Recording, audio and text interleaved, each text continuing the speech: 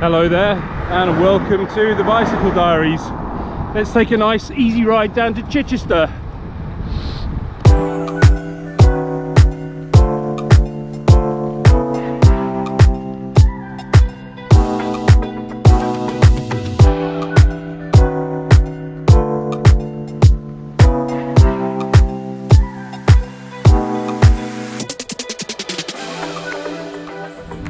Today's ride is going to be about 50 kilometers, and my goals for today are to just maintain a 90 revs cadence, keep my heart rate below 80% of my maximum, and to try and breathe through my nose as much as possible. And that's going to be interesting with a couple of the little climbs on this route.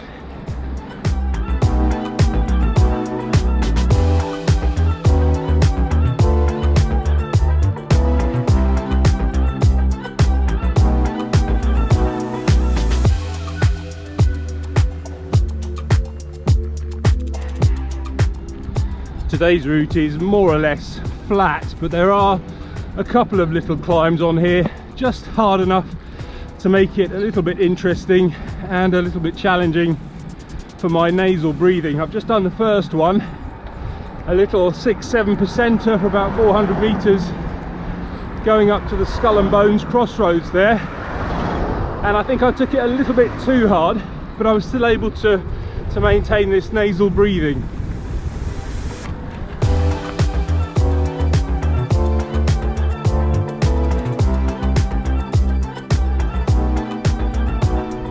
Just on the second little climb now, going out of Westbourne village up to the top at Funtington. It's about 600 meters with about 3%, and you can already see that my nose is starting to run. That's obviously with the nasal breathing there.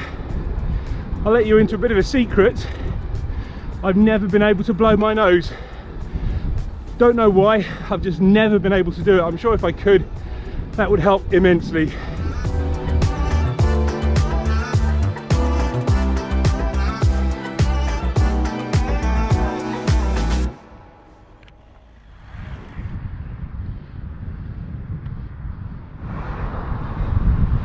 Riding on this little exposed road now, and I can feel that I do have a bit of a headwind. Not desperately strong, but that's not a bad thing because I'm on the outward leg, and hopefully when I get to Chichester and make a 180-degree turn, it will be a tailwind.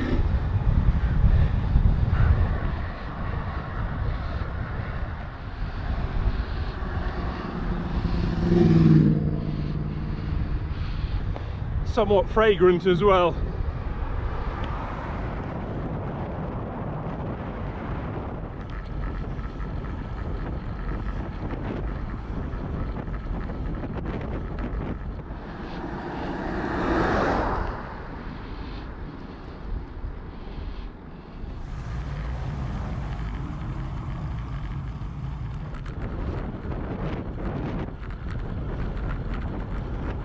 Well, that's the city of Chichester, and on a sunny Saturday morning a month before Christmas, it would normally be very busy, but these aren't normal conditions. On the road out of town now. I might take a little underpass because that way I can avoid the very busy roundabout on the main A27.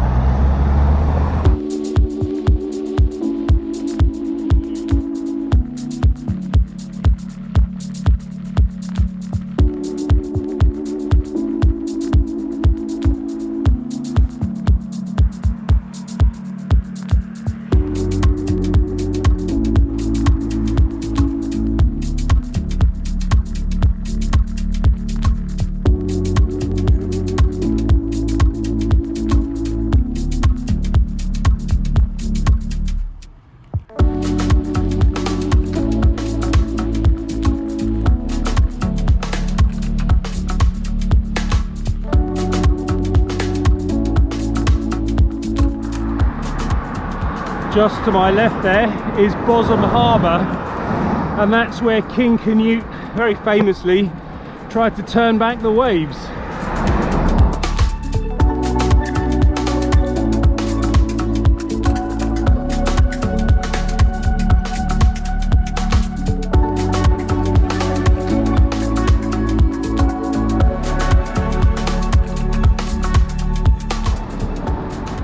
I can definitely feel that nice tailwind giving me a gentle push on the way back.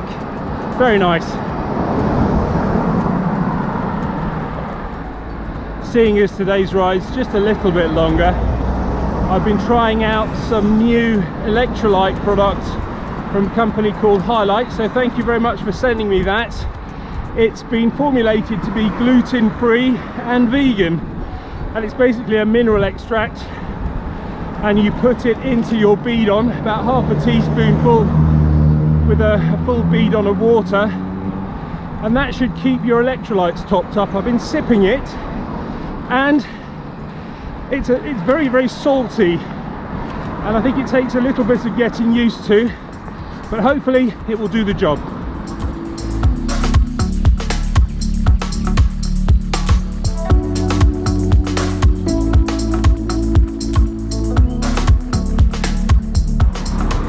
On approach to Emsworth now, and when I get there, that's going to be the real test of this nasal breathing, because I'll then start climbing back up to Witcher's Gate, and that's going to be a climb of about 4 kilometers with an average gradient of about 3 or 4%.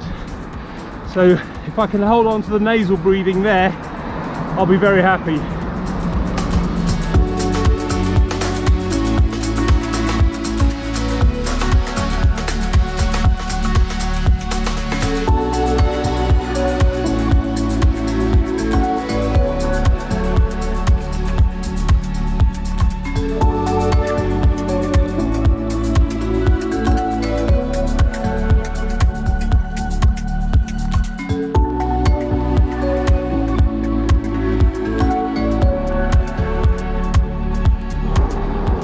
Well, I'm rather pleased with that. Managed to hold on to nasal breathing pretty much all the way up there. The first half of that climb wasn't too bad, about 1.5 kilometers with about 2-3%, and then you get to the crossroads at Westbourne there and it starts to go up 4 or 5%. On the way up I was going up to about 70% or 77% of my maximum heart rate, but I was still maintaining 90 revs and feeling pretty good. So yeah, this nasal breathing is obviously starting to work for me.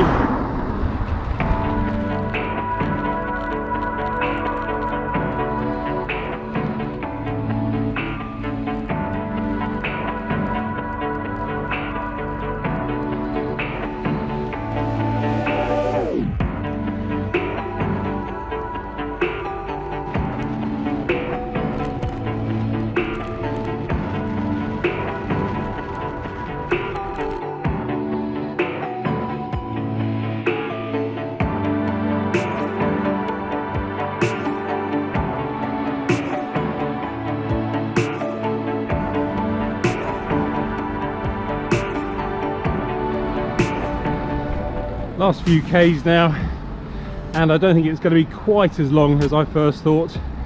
When I get back it'll be about 48 kilometers I think, rather than the 55, but still a great day on the bike.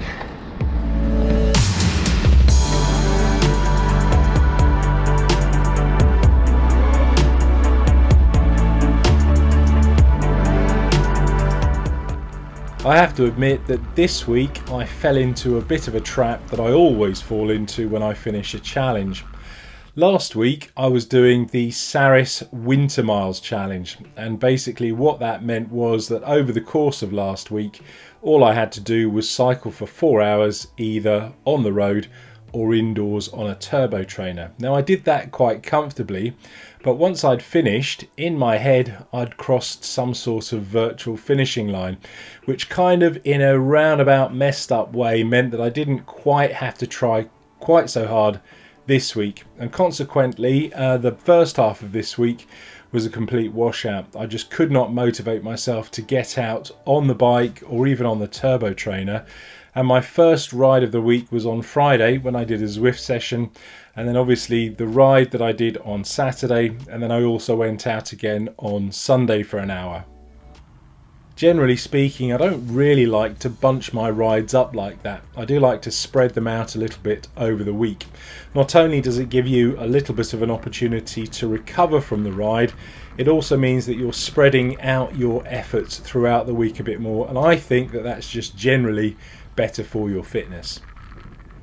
As you saw out on the road there on Saturday, I was trying out a new electrolyte product from a company called Highlight. Normally the electrolyte products that I use come in solid form, so either a tablet or a powder, and this Highlight stuff comes as a liquid, so you just squirt some into your bidon, top it up, and away you go. I was sipping away at it and I managed to finish the whole 750 millilitres, and it was a little bit unusual because the products that I normally use have some sort of fruit flavourings to them, and this Highlight product just has a salty taste to it. So I suppose maybe they're trying to maintain the gluten-free and the vegan aspect of it, but for me it was a little bit unusual not having any additional flavourings to it whatsoever, and I think I would have preferred that. I suppose the big burning question though is, did it work? Well, although it's very, very important to keep yourself hydrated even in the winter, for me personally, I don't think I sweat that much more in the winter than I do in the summertime, so I do need to keep my electrolytes topped up. And when I got home on Saturday, I felt okay. I didn't feel particularly tired, and I didn't feel sort of like my legs were particularly heavy either. But then the ride was only 48 kilometers or so. I think for me the coin is still in the air, and I will have to do a bit more testing with it before I can say conclusively whether it works or not. About 4 weeks ago I had my first ever Zoom call with a friend of mine called Gary Palmer, who's a very, very experienced fitness coach. Now I basically wanted to get Gary's advice on what I needed to do to build up my winter base miles fitness in time for next year, and he was very kind enough to give me some excellent advice there. But the plan was always to catch up with him on a monthly basis. So let's go over and see what tips Gary has for the next few weeks. So good morning, Gary. How's it going? I'm great, Leonard. How's your training been going since we last spoke 4 weeks ago now? Yes, it's not too bad actually. I'll be the first person to admit that I've been a bit lax this week. I think I've suffered from what I call the virtual finish line syndrome. So last week I did the Saris Winter Miles challenge, which meant I had to ride 4 hours last week, and I did like 6 hours or something. But in my head, I've kind of crossed the finish line, and that's taken all of my motivation away for this week. And I've just done a Zwift session now for 45 minutes, and that's all I've done. But apart from that, it's been going well. Okay, well, there's two things that I come onto there straight away. The first one is, we spoke lots about goals last time when we spoke. Yep. So we need to have, although we've got those goals of the summer for next year, we almost need to have these small goals. And stuff like the virtual rides. Obviously, we come into Christmas, so whether you'll do aim to do part of the festive 500 or not, there's lots of small goals that we need to be looking at trying to do. So that's the first thing.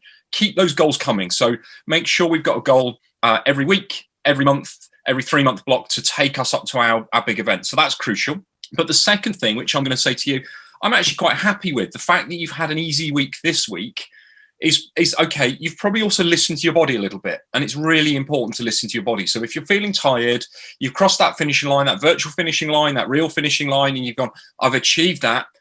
Take a bit of time to recover. Now, different coaches work in different ways. I'm not one for usually setting sort of stuff in stone, but some coaches will say you'll have a 3 week build and then you have a recovery week. Other coaches, if you're older or a novice rider, might have a 2 week build and then a recovery week. Well, I'd argue why it's 14 days and then 7, or why it's 21 days and then 7.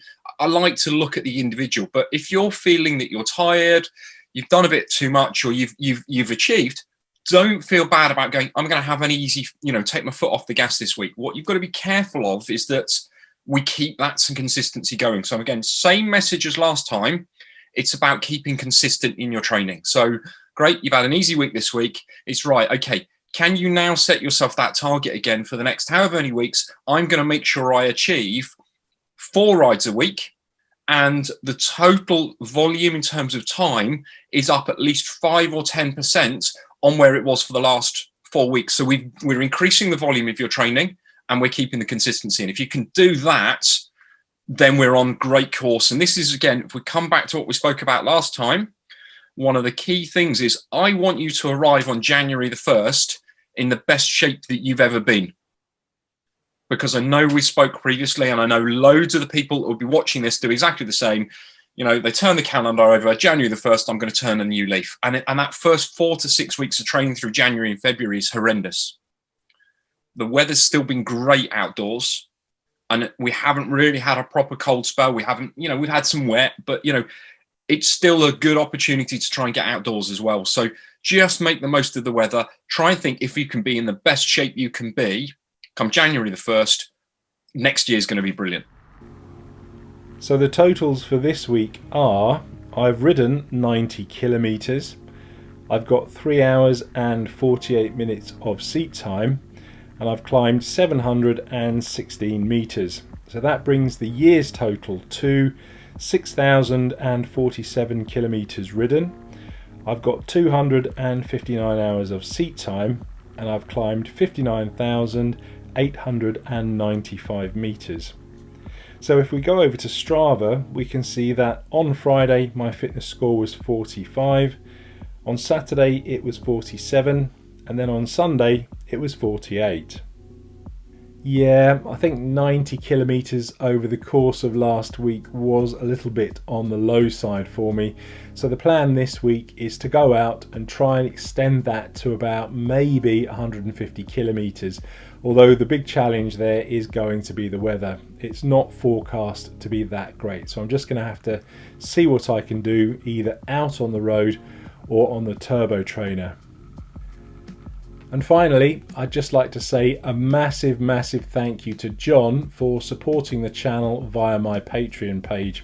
I really appreciate it, not just for the Patreon thing, but also for the very positive comments that you've left on the channel over the years. And while I'm here, I thought I'd say hello to your mum as well, because I know she watches the channel too. If you'd like to follow John's lead and support the channel via Patreon, I'll leave a link in the description below, as well as a link to the Jolly Good Velo store, where you can buy things like the long sleeve jersey that I was wearing on the ride on Saturday, plus the short sleeve jersey and a few other bits and pieces. Thanks for watching.